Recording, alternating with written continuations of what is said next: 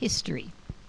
Dr. Ludwig Zamenhof was an eye specialist who was born in 1859 and grew up in Białystok, which is now in Poland, but was part of the Russian Empire when Zamenhof was a child. The population mainly consisted of members of 4 ethnic groups: Russians, Germans, Poles and Jews, each speaking their own language. The members of these groups didn't get along.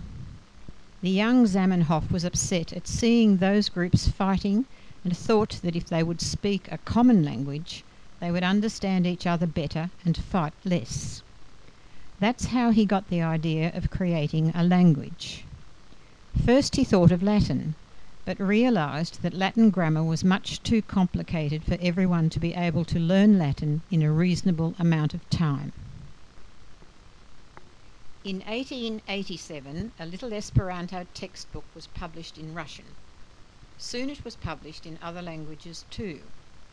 A year after he put out his first textbook, Zamenhof published a list of the names and addresses of 1,000 supporters of the project. In 1905, the first Universal Esperanto Congress was held at Boulogne-sur-mer in France. About 700 Esperantists, precisely 688, from 20 different countries attended and realized that Esperanto was working very well not only as a written language, but as a spoken one as well. Then came the 2 world wars and dictators like Hitler and Stalin, who didn't approve of Esperanto at all.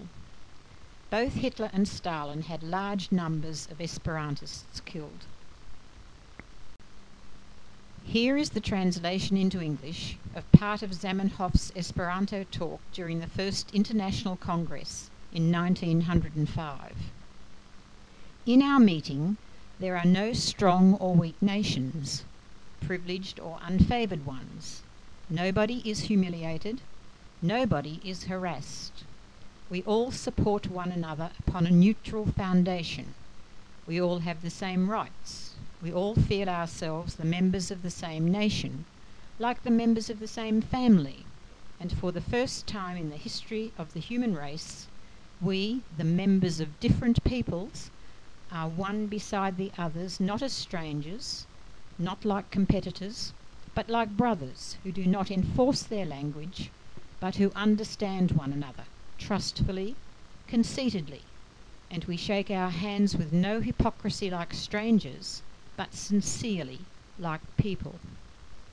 Let's be fully aware of all the importance of this day, because today, among the generous walls of Boulogne-sur-mer, have met not French with British, nor Russians with Polish, but people with people.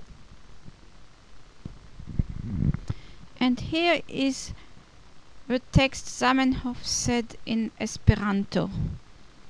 En nia kunveno ne existas nacioj fortaj kaj malfortaj, privilegitaj kaj senprivilegiaj.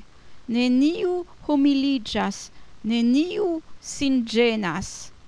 Ni ĉiuj staras sur fundamento neŭtrala, ni ĉiuj estas plene egalrajtaj. Neniu humiliĝas, neniu sin ĝenas.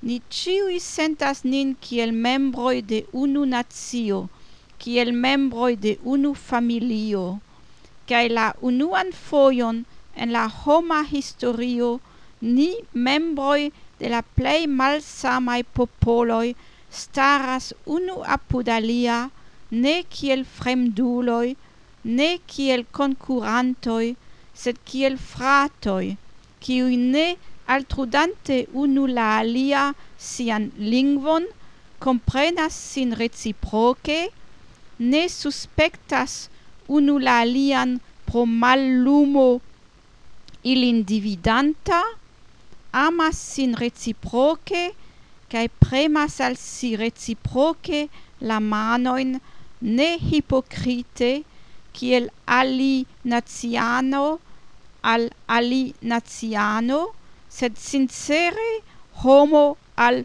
homo.